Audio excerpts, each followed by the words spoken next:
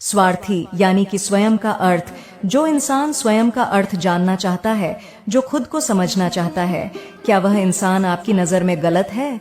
हम जब भी किसी को स्वार्थी कहते हैं तो उसका मतलब तो यही होता है कि वह आदमी स्वयं का अर्थ समझना चाहता है, तो फिर वह गलत कैसे हुआ? स्वार्थी शब्द दुनिया की नजर में, समाज की नजर में एक अलग ही नजरिए से समझा जाता है। अक्सर हम अपने आसपास ऐसे बहुत से लोगों को देखते हैं जो स्वभाव से बहुत अच्छे प्रतीत होते हैं, यानी कि सब लोगों की मदद करते हैं, सबसे अच्छा व्यवहार रखते हैं। लेकिन इसके साथ हमने यह भी देखा होगा कि ऐसे लोग जो स्वभाव के अच्छे होते हैं, दूसरों की मदद करते हैं, वह दुखी भी ज्यादा रहते हैं, और जो लोग स्वार्थी होते हैं वह फलते फूलते चले जाते हैं। तो ऐसे में परमात्मा की सत्ता पर उंगली उठाना निश्चित है। लेकिन अगर यह सत्य है तो हमें कौन सा मार्ग अपनाना चाहिए? क्या हम भी दूसरों के जैसे बन जाएं?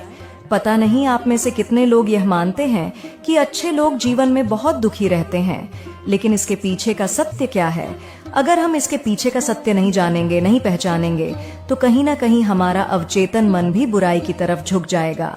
इसीलिए अपने मन में ऐसे विचार पनपने से पहले इस बात की पूरी सच्चाई, पूरा निष्कर्ष निकाल लें, ताकि भविष्य में आपको अपने अच्छे होने पर पश्चाताप ना हो, दुख ना हो। आज की जो बौद्ध कहानी मैं आपको सुनाने वाला हूँ, उसमें आपको 5 ऐसे तरीके पता चलेंगे जिसके माध्यम से अगर आप कर्म करते हैं तो आप अच्छे कर्म भी कर पाएंगे और दुखी भी नहीं होंगे। एक गांव में आनंद नाम का एक युवक रहता था। उसका भरा पूरा परिवार था। उसके 2 बच्चे थे, उसकी पत्नी थी, लेकिन उसके माता पिता इस दुनिया से चल बसे थे। इसीलिए पूरे परिवार की जिम्मेदारी उसी के कंधों पर थी। बच्चे अपनी पढ़ाई करते थे और उसकी पत्नी अपने घर गृहस्थी के कामों के साथ सारा गाय, भैंस, बकरी इत्यादि का दूध बेचकर अपना घर चलती थी, और आनंद पहाड़ में पत्थर तोड़ने का काम करता था। मेहनत भरा काम था। पूरे दिन काम करता तो रात को थक कर घर पर वापस लौटता। लेकिन इतनी मेहनत करने के बाद भी अगर आनंद को गांव का कोई भी आदमी मदद के लिए बुलाता तो आनंद कभी भी नहीं करता था। उसके जीवन का एक ही सिद्धांत था, अगर मैं दूसरों की मदद करूंगा तो परमात्मा मेरा साथ देंगे, परमात्मा मेरे साथ कुछ बुरा नहीं होने देंगे। आनंद अपने इस सिद्धांत का पालन बहुत ही कड़ाई के साथ करता था। वह इस सिद्धांत पर इतना विश्वास करता था कि अगर कोई बाहर का आदमी उससे मदद मांग ले तो वह अपने घर का काम भी अधूरा छोड़कर उस आदमी की मदद करने के लिए पहुंच जाता था, जिसकी वजह से उसकी पत्नी बहुत परेशान रहती थी। वह अक्सर आनंद को समझाने की कोशिश करती थी कि सबसे पहले अपना काम करो, अपने परिवार को देखो, 2 बच्चे हैं हमारे, और फिर भी तुम दूसरों के काम करने में लगे रहते हो। अरे अपने घर को तो संभालो, अपना घर संभाल नहीं रहा, दूसरों की मदद करने चले हैं। और जब ऐसी ऐसी बातें आनंद के कानों में पड़ती तो उसके हृदय में कांटा चुभने लगता था और उन दोनों में लड़ाई झगड़ा शुरू हो जाता था। अक्सर उनके लड़ाई झगड़े का यही सबसे बड़ा कारण होता था।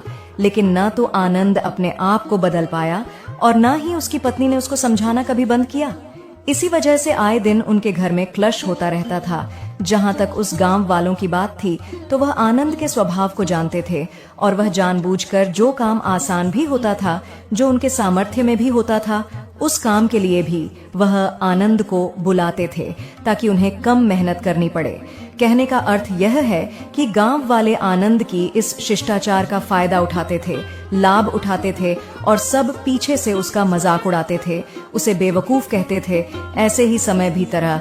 और एक दिन आनंद की पत्नी बहुत ज्यादा बीमार पड़ गई। आनंद से जो कुछ भी सेवा हो सकती थी उसने वह सब अपनी पत्नी के लिए किया।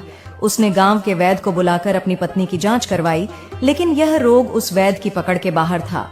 इसीलिए उस वैद्य ने कहा कि तुम अपनी पत्नी को नगर में जाकर किसी बड़े वैद्य को दिखाओ तो तुम्हारी पत्नी की जान बच सकती है। जल्द से जल्द नगर पहुंचने की व्यवस्था करो, नहीं तो तुम्हारी पत्नी के प्राण संकट में हो जाएंगे। यह सुनकर आनंद के पैरों तले जमीन फिसल गई। उसने यह नहीं सोचा था कि उसकी पत्नी के प्राण संकट में है। वह सोच रहा था कि कोई साधारण सा रोग होगा जिसका इलाज हो जाएगा। लेकिन जब उसने वैद्य की यही बात सुनी तो वह घबरा गया। अब पत्नी को नगर तक कैसे लेकर जाएं, क्योंकि उसके पास इतना धन नहीं था कि वह अपनी पत्नी के लिए एक घोड़ा गाड़ी करके उसमें अपनी पत्नी को लिटा कर नगर में ले जा सके। उसकी पत्नी की हालत बिल्कुल चलने की भी नहीं थी, इसलिए उसे नगर पहुंचाने के लिए किसी घोड़ा गाड़ी की जरूरत थी। संयोग से उसके पड़ोसी धनमोड़ा गाड़ी थी। वह अक्सर व्यापार के लिए अपनी घोड़ा गाड़ी नगर में लेकर जाया करता था। इसीलिए आनंद के मन में विचार आया कि मैं धनमोड़ा गाड़ी ले सकता हूँ। मैं धन मंडी कभी उसके काम को नहीं टाल, तो वह तो मेरे काम को कभी मना ही नहीं कर सकता। और यही सोचकर वह घोड़ा गाड़ी लेने के लिए धन मिल सगे संबंधियों के लिए भी नहीं ले जाता था। तो आनंद की तो दूर की बात रही। जब आनंद ने उससे घोड़ा गाड़ी के बारे में पूछा तो उसने यह कहकर उसका यह काम टाल दिया कि मेरे घोड़े बहुत ज्यादा बीमार हैं, वो शायद बच भी मुश्किल से पाएंगे। 5 दिनों से वो कुछ नहीं खा रहे। तो ऐसे में बेचारा घोड़ा गाड़ी लेकर कहाँ नगर तक पहुंच पाएगा। हाँ, अगर तुम कुछ धन की व्यवस्था कर सकते हो तो मैं अपने एक मित्र की घोड़ा गाड़ी तुम्हारे लिए मंगवा सकता हूँ। यह सुनकर आनंद परेशान और चिंतित हो गया। वास्तविकता में मदद की आवश्यकता है। हो सकता है वह गरीब हो, लेकिन हमारा मन अपने लालच के वशीभूत होकर उसकी मदद कभी नहीं करेगा। इसीलिए किसी की मदद और किसी की सहायता करने के अपने विचार को विस्तार दो। केवल एक प्रकार के वर्ग के लिए अपनी सहायता या अपनी मदद पेश मत करना। उन सब के लिए समान होनी चाहिए। जरा सोचो, एक तरफ तुम्हारा मित्र हो जिसके पास धन है, संपदा है, और दूसरी तरह कोई गरीब औरत हो जो भूखी बैठी हुई है। तुम्हारा दोस्त तुमसे कहता है कि यार आज तो खाने के लिए अच्छे अच्छे पकवान मंगवा लो बाजार से, और दूसरी तरफ वह औरत तुमसे 2 सूखी रोटी मांग रही है। तो तुम किसकी मदद करोगे? कौन मदद का हकदार सबसे पहले है? सबसे पहले हमारा कर्तव्य बनता है कि उस औरत की भूख मिटाए। लेकिन अक्सर इंसान ऐसे नहीं सोचता। वह अपने दोस्त को तो खिला देगा, उसको तो बाजार से बहुत महंगी वस्तु मांगा के दे देगा, लेकिन किसी गरीब को उसकी भूख मिटाने के लिए पैसा या धन नहीं देगा। दूसरी बात जो ख्याल में रखने की है वो यह कि सहायता करते वक्त हमारा लालच कभी भी उसके साथ नहीं जुड़ना चाहिए।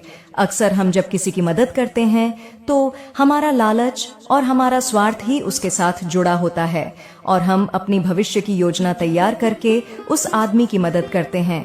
हम यह सोचते हैं कि अगर मैं इसका यह काम करूंगा तो भविष्य में यह आदमी मेरा वह काम पूरा कर देगा, और वह सहायता व मदद बिल्कुल भी परमात्मा के द्वार को नहीं खटखटा, क्योंकि वह लालच है। जाहिर है आप अपने आप को धोखा देने के लिए अपने लालच को एक सहायता, एक मदद का रूप दे रहे हैं। तीसरी बात जो ख्याल रखने की है वह यह कि अपने सामर्थ्य के हिसाब से दूसरे की मदद करो।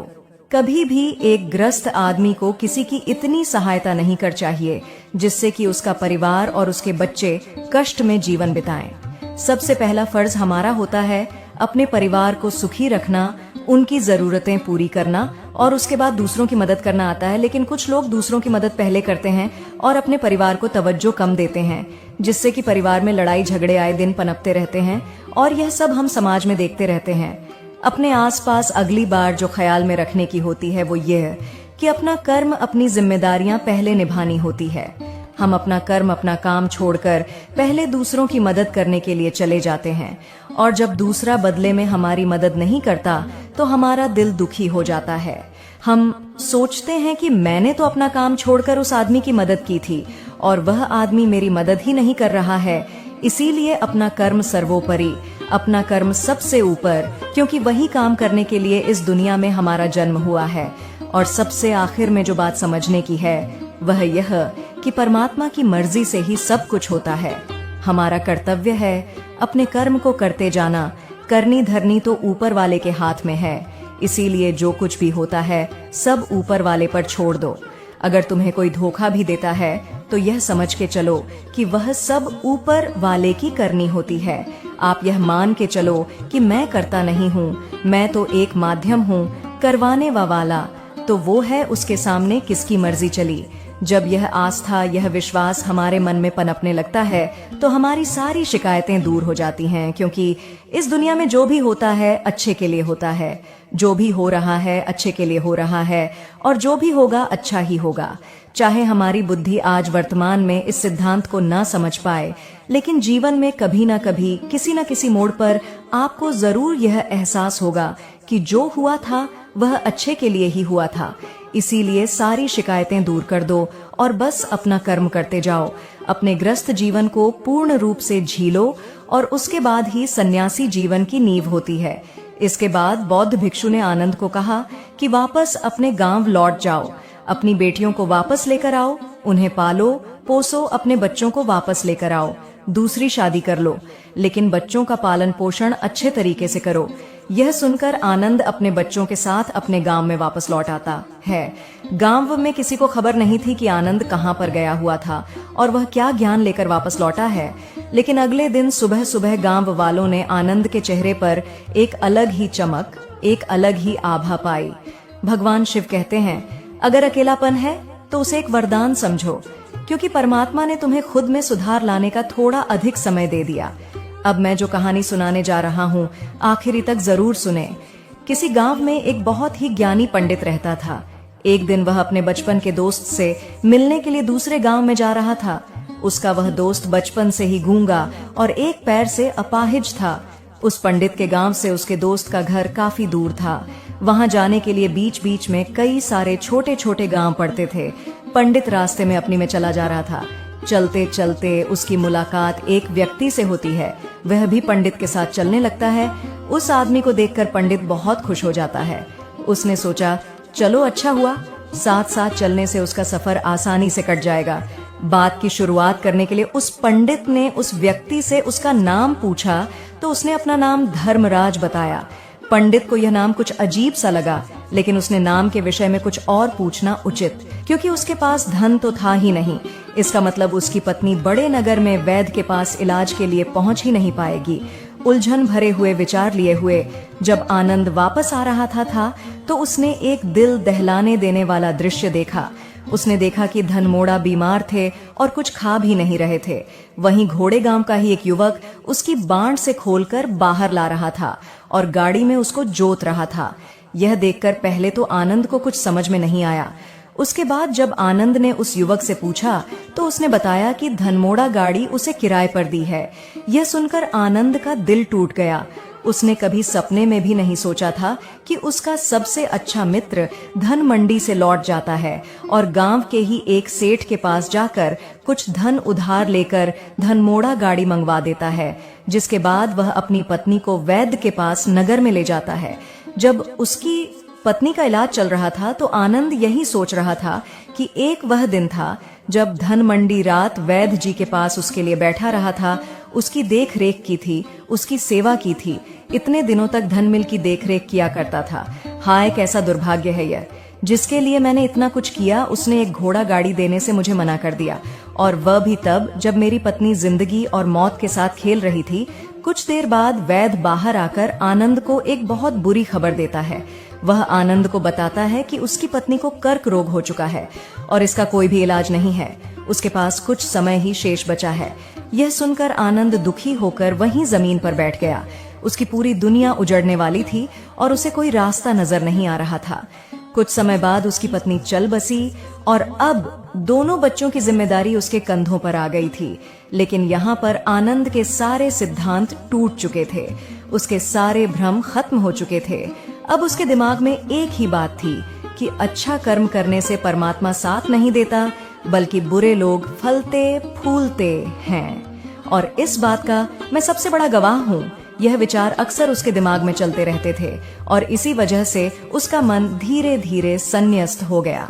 देश दुनिया से दूर हट गया और एक दिन ऐसा भी आया जब वह अपने बच्चों को अपने रिश्तेदारों के पास छोड़कर इस देश दुनिया को त्याग कर एक सन्यासी बनने के लिए घर से निकल पड़ा। उसने गांव में किसी को कुछ नहीं बताया। किसी को नहीं पता था कि आनंद अचानक कहाँ गायब हो गया। सन्यास की दीक्षा लेने के लिए वह एक बौद्ध भिक्षु के पास पहुंचता है। बौद्ध भिक्षु उस समय ध्यान में बैठे हुए थे। ध्यान से बाहर आने के बाद वह बड़े ध्यान से आनंद के चेहरे को देखते हैं और उससे सन्यासी बनने का कारण पूछते हैं। इस पर आनंद उन्हें अपनी पूरी आपबीती सुना देता है और कहता है कि हे महात्मा, इस दुनिया से मुझे कुछ भी हासिल नहीं हुआ। मेरा मन इस दुनिया से विरक्त हो चुका है। जब अपने दोस्तों ने ही मेरा साथ नहीं दिया तो इस दुनिया में रहने का क्या मतलब, और इसी वजह से मैं सन्यासी बनना चाहता हूँ। यह सुनने के बाद बौद्ध भिक्षु ने उपदेश देना शुरू किया। उन्होंने कहा कि याद रखना बेटा, जीवन से विरक्त होकर सन्यासी बेना तुम्हें परम सुख तक कभी नहीं पहुंचा सकता, परमानंद तक कभी नहीं पहुंचा सकता। तुम दुनिया से अपने मन पर एक बोझ लेकर विरक्त हुए हो, तुम दुनिया से परमात्मा की खोज करने के लिए विरक्त नहीं हुए हो। इस भ्रम में कभी मत रहना तुम संसार से विरक्त हुए हो, क्योंकि संसार ने तुम्हें धोखा दिया, ऐसा तुम्हें लगता है। इसीलिए तुम परमात्मा पर कभी विश्वास नहीं कर पाओगे और ना ही उन पर अपनी पूर्ण आस्था बना पाओगे। इसीलिए सन्यासी होने का भी तुम पूरा लाभ कभी नहीं उठा पाओगे। सन्यासी होने का लाभ तब मिलता है जब हमारी प्रभु में, परमेश्वर में, परमात्मा में पूर्ण आस्था बन जाती है। मैं तुमसे पूछता हूँ, क्या तुम्हारी आस्था परमात्मा में है?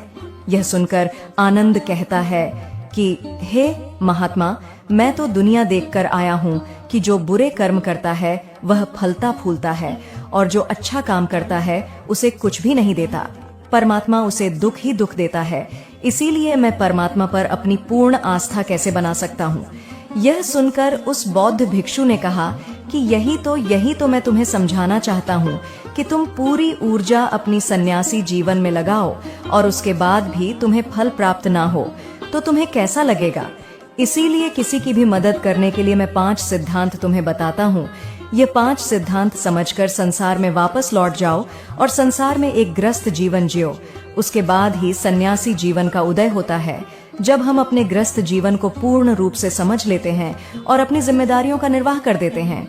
यह कहकर बौद्ध भिक्षु ने कहना शुरू किया कि जब भी तुम किसी की सहायता करते हो, किसी की मदद करते हो, तो उसमें सबसे पहली बात, सबसे पहला सिद्धांत जो ध्यान में रखने का होता है वह होता है कि किसी की मदद करते वक्त, किसी की सहायता करते वक्त कभी भी उससे उम्मीद मत रखना। यह मत सोचना कि आज मैंने इसकी सहायता कर दी, मदद कर दी, तो कल बदले में यह भी मेरी सहायता करेगा, मेरी मदद करेगा। अगर तुम ऐसा सोचोगे तो तुम्हें जीवन में दुखों का सामना करना ही पड़ेगा, क्योंकि एक नहीं तो दूसरा, या दूसरा नहीं तो तीसरा, कोई ना कोई तुम्हारी उम्मीद जरूर तोड़ेगा। और वास्तविकता में वह मदद या वह सहायता यथा नहीं होती है, वह हमारे लालच का ही एक रूप होता है। हम उसकी सहायता या मदद निर्भर तरीके से नहीं कर रहे हैं। हमारे मन में लालच का भाव है, हमारे मन में बदले का भाव है। हम यह सोचकर मदद करते हैं कि इसकी मदद कर देता हूँ तो कल यह मेरा भी मदद करेगा। और यही लालच हमें अक्सर उन लोगों की मदद करने पर विवश करता है जो किसी न किसी रूप में धनवान होते हैं, क्योंकि हमें लगता है कि कल यह आदमी धन के द्वारा री मदद कर सकता है। और इसीलिए जिस इंसान को, नमस्कार मेरे प्रिय बच्चे, कैसे हो तुम? आज का यह संदेश सुनकर तुम्हारे पैरों तले जमीन खिसक जाएगी। तुम सोच भी नहीं सकते कि तुम्हारे जीवन में आज क्या बड़ा बदलाव आने वाला है। बेटा, तुम्हारे घर पर एक व्यक्ति ने भूत छोड़ दिया है। यह वही व्यक्ति है जिसने तुम्हें पीछे से नुकसान पहुंचाने का प्रयास किया है, लेकिन अभी भी समय है इसे रोकने का। अगर तुमने अभी कदम नहीं उठाए तो बाद में मौका नहीं मिलेगा। प्रिय बच्चे, महादेव के आशीर्वाद से मैं तुम्हें यह बताने आया हूँ कि तुम्हारे हर कार्य सफल होंगे, लेकिन इसके लिए तुम्हें कुछ जरूरी कदम उठाने होंगे। सबसे पहले तुमको यह समझना होगा कि यह स्थिति क्यों कोशिश की, लेकिन महादेव जी की कृपा से तुम सुरक्षित हो सकते हो। अब सबसे पहले तुम्हें क्या करना है मेरे प्रिय बच्चे? सबसे पहले तुम्हें महादेव जी का ध्यान करना है। अगर तुमको महादेव जी पर पूरा विश्वास और भरोसा है तो अभी 108 टाइप करो और हर हर महादेव का जयकारा लगाओ। यह संदेश महादेव जी की कृपा से तुम्हारे जीवन को बदल देगा। महादेव जी का विस्तार से बताऊंगा कि कौन कौन सी गलतियां तुम्हें रोकनी होंगी। अगर तुमने यह गलतियां की तो तुम्हारे लिए आगे की राह मुश्किल हो सकती है। मेरे प्रिय बच्चे, यह समय तुम्हारे लिए सबसे महत्वपूर्ण है। महादेव जी का आशीर्वाद तुम्हारे जीवन के हर पहलू में बदलाव लाने वाला है। तुम्हारे हर कार्य में सफलता होगी, तुम्हारा जीवन खुशियों से भर जाएगा। अब तुम्हें केवल एक चीज करनी है, महादेव जी पर पूर्ण विश्वास रखना और ध्यान लगाना। अगर तुम यह संदेश सुन रहे हो तो अभी 108 टाइप करें और हर हर महादेव लिखें, ताकि तुम्हारे जीवन में महादेव जी की कृपा हमेशा बनी रहे। प्रिय बच्चे, अब तुम्हें सबसे पहले यह समझना है कि इस परिस्थिति में क्या करना जरूरी है।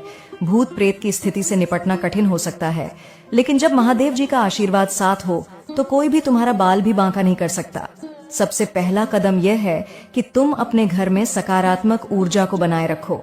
महादेव जी का ध्यान और उनकी पूजा नित्य रूप से करना शुरू करो। इससे घर की नकारात्मक ऊर्जा दूर हो जाएगी और महादेव जी की कृपा से तुम्हारे घर की रक्षा होगी। लेकिन प्रिय बच्चे, इस प्रक्रिया में एक बहुत बड़ी गलती लोग अक्सर कर जाते हैं। वे डर के कारण गलत कदम उठा लेते हैं, जैसे किसी अनजाने व्यक्ति से मदद लेना जो खुद नकारात्मक शक्तियों से जुड़ा हो। यह सबसे बड़ी भूल हो सकती है। अगर तुम महादेव पर विश्वास रखते हो तो तुम्हें किसी और के पास जाने की जरूरत नहीं है। सिर्फ महादेव जी का ध्यान करो और देखो कैसे तुम्हारे सारे संकट दूर हो जाते हैं। अब दूसरी महत्वपूर्ण बात है तुम्हारे घर में कुछ उपाय करना। सबसे पहले तुम अपने घर के मुख्य दरवाजे पर गंगा जल छिड़को। यह गंगा जल हर तरह की नकारात्मकता को दूर कर देगा और भूत प्रेत जैसी समस्याओं को नष्ट करेगा। गंगा जल के साथ ही महादेव जी के मंत्र का जाप भी करना है। ऐं नमः शिवाय मंत्र का 888 बार जाप करना इस समस्या को जड़ से खत्म कर सकता है। इसके बाद ध्यान रखना कि रात के समय जब घर में सभी सो रहे हों तो तुम महादेव जी के सामने एक दिया जलाकर रखो और 888 बार महामृत्युंजय मंत्र का जाप करो। यह मंत्र नकारात्मक शक्तियों से रक्षा करने वाला है। महामृत्युंजय मंत्र की शक्ति से तुम्हारा घर पूरी तरह से सुरक्षित हो जाएगा।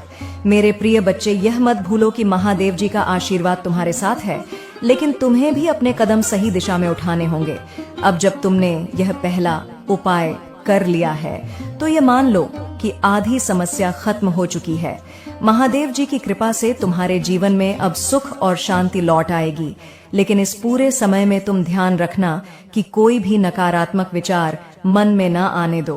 तुम्हारा मन की शुद्धता और महादेव जी पर विश्वास ही तुम्हें इस समस्या से पूरी तरह से बाहर निकालेंगे।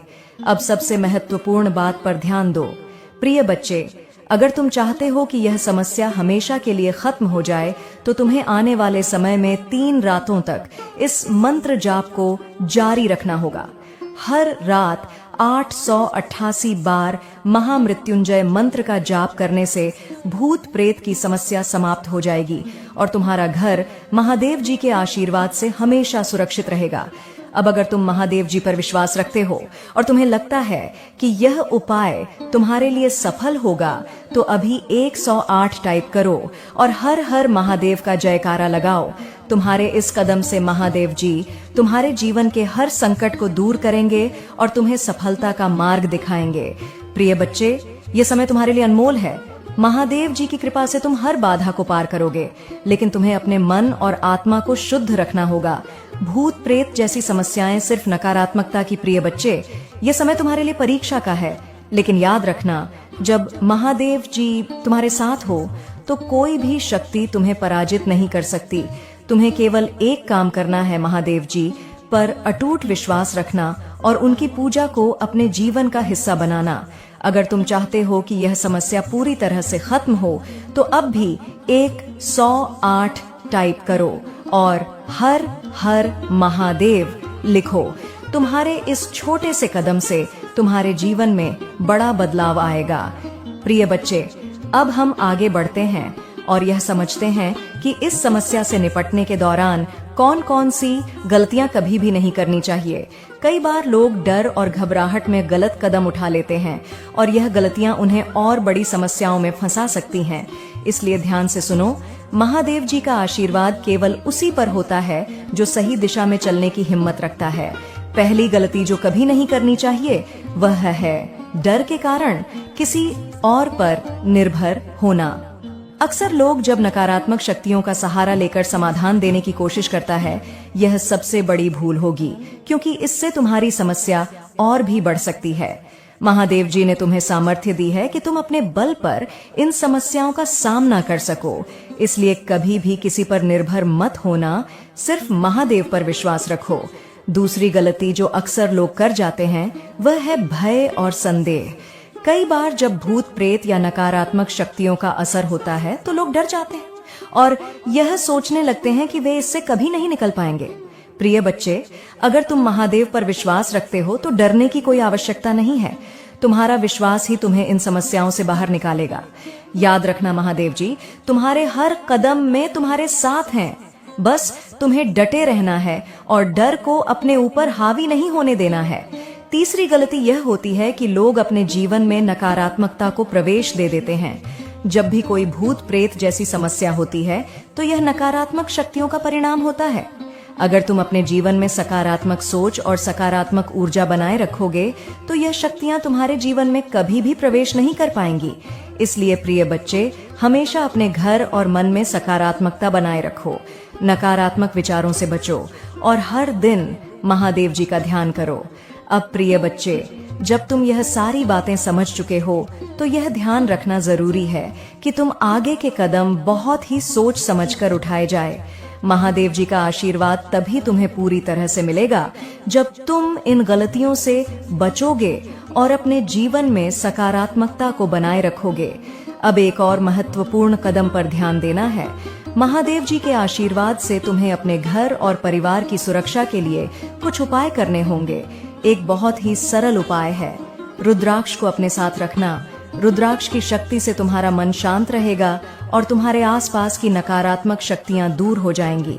अगर तुम चाहते हो कि यह समस्या हमेशा के लिए खत्म हो जाए तो रुद्राक्ष की माला पहनना शुरू करो और महादेव जी का ध्यान करते रहो। इसके साथ ही गंगा जल का छिड़काव करते रहो। गंगा जल की पवित्रता नकारात्मक ऊर्जा को खत्म कर देती है और तुम्हारे घर को सुरक्षित रखती है। अगर तुम्हें लगता है कि तुम पूरी तरह से सुरक्षित हो गए हो तो यह मत भूलना कि तुम्हें यह उपाय नियमित रूप से करते रहना है। नकारात्मक शक्तियों को हमेशा के लिए दूर करने के लिए इन महादेव जी